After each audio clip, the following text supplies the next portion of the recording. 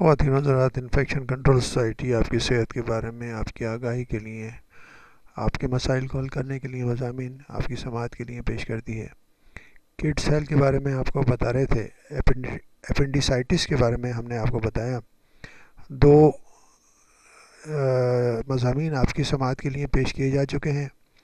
تیسرا مضمون جو ہے ہم اس میں آپ کو بتائیں گے کہ کس طرح سائیکولوجیکلی اپنے آپ کو پریپیئر کریں، پیرنٹس جو ہیں اپنے آپ کو سائیکولوجیکلی کس طرح پریپیئر کریں، اور پیشنٹ کو یعنی کہ بچے کو کس طرح سائیکولوجیکلی پریپیئر کرنا چاہیے۔ سب سے اہم بات یہ ہے کہ آپ جو بھی مسائل سامنے آ گئے ہیں اس کے بارے میں پوری ڈیٹیل آپ کو معلوم ہونی چاہیے کہ اس کی کیا کمپلیکیشن ہو سکتی ہیں اور کیا مسائل سامنے آ سکتے ہیں۔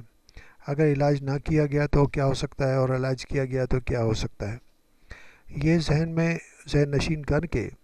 اور صحیح ڈائگنوسس پہ پہنچ کے، اگر آپ کے ڈاکٹر جو ہیں، فیملی ڈاکٹر صحیح ڈائگنوسس پہ پہنچ گئے ہیں، اس کے بعد سرجن بھی اس سے کنونس ہو گئے ہیں اور سرجن نے بھی فیصلہ کر لیا کہ واقعی پیشنٹ جو ہے وہ اپینڈیسائٹس کا پیشنٹ ہے اور اس کا آپریشن کرانا ضروری ہے، تو اس کے بارے میں آپ سوالات کر سکتے ہیں، سرجن سے سوالات کر سکتے ہیں، ہاسپٹل کے عملے سے سوالات کر سکتے ہیں، اور پہلے اپنے ذہن کو کلیئر کیجئے تاکہ جو بھی ذہن میں مسکنسیپشن ہے وہ دور ہو سکے۔ بعض لوگ جو ہیں مشورے دینے شروع کر دیتے ہیں کہ نہیں، ابھی میں آپریشن نہیں کرانا چاہیے، ابھی یہ نہیں کرنا چاہیے، کسی اور جگہ جا کے دیکھ لینا چاہیے، کسی اور سرجن سے مشورہ لینا چاہیے، یا کسی اور ڈاکٹر کے پاس چلے جانا چاہیے، تو اس میں ٹائم ویسٹ ہوتا ہے۔ ٹائم ویسٹ ہونے میں مسائل زیادہ بڑھ سکتے ہیں۔ اگر کریکٹ ڈائگنوسس ہو چکی ہے اپینڈیسائٹس کی تو اس میں ٹائم ویسٹ نہیں کیا جانا چاہیے۔ جیسا کہ ہم نے آپ کو پہلے بتایا کہ 24 گھنٹے سے اور 72 گھنٹے تک، یعنی 24 آورس سے 72 آورس کے وقفے کے اندر اگر اپینڈکس جو ہے انفلیمڈ ہے اور انفیکشن موجود ہے تو وہ پھٹ سکتا ہے۔ پھٹنے کے بعد پورے پیٹ کے اندر انفیکشن پھیل سکتا ہے، جس کے لیے ضروری ہے کہ ارلی اسٹیج پر، ایکیوٹ اسٹیج کے اندر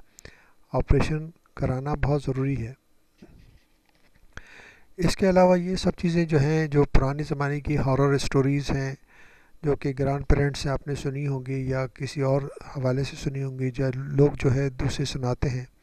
تو اس میں بھی مسائل پیدا ہوتے ہیں۔ تو بہتر یہ ہوگا کہ ان سب چیزوں کو الگ رکھ کے اور صحیح طور پر سرجن سے یا ڈاکٹر سے معلومات کر کے فیصلہ کریں، اور اس کے بعد اس پہ عمل درآمد ہونا چاہیے۔ اپنے آپ کو پریپریشن کے بعد بچے کی پریپریشن بھی بہت ضروری ہے۔ بچے کو بھی بہت آسانی سے، بہت اچھے طریقے سے سمجھانا چاہیے کہ کیا ہونے والا ہے اور کس طرح ہوگا اور کیا پروسیجرز ہوگا۔ آج کل کے ہاسپٹلس وہ نہیں رہے جو کہ پہلے جیسے ہاسپٹلس تھے، بلکہ ہاسپٹلس کے اندر اچھا ماحول ہونے کے ساتھ ساتھ بچوں کے لیے کافی انٹرٹینمنٹ کی بھی چیزیں ہوتی ہیں، جس کی وجہ سے بچوں کو وہ ماحول تو نہیں ملتا جو کہ گھر میں ہوتا ہے، مگر پھر بھی ایسا ماحول نہیں ہے جو کہ پرانے ہاسپٹل جیسا تھا۔ تو اس لیے بچے کی ذہنی طور پر تیاری بہت ضروری ہے آپریشن سے پہلے۔ دونوں چیزوں کے بعد جو ہے،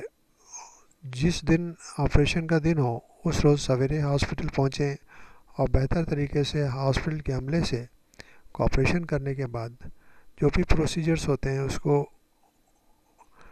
وہ پرفارم کرتے ہیں، اور پرفارم کرنے کے بعد جو بھی انفارمیشن اور جو گائیڈ لائنز اور جو ہاسپٹل کا عملہ دے یا سرجن دے اس پہ عمل کرنا چاہیے۔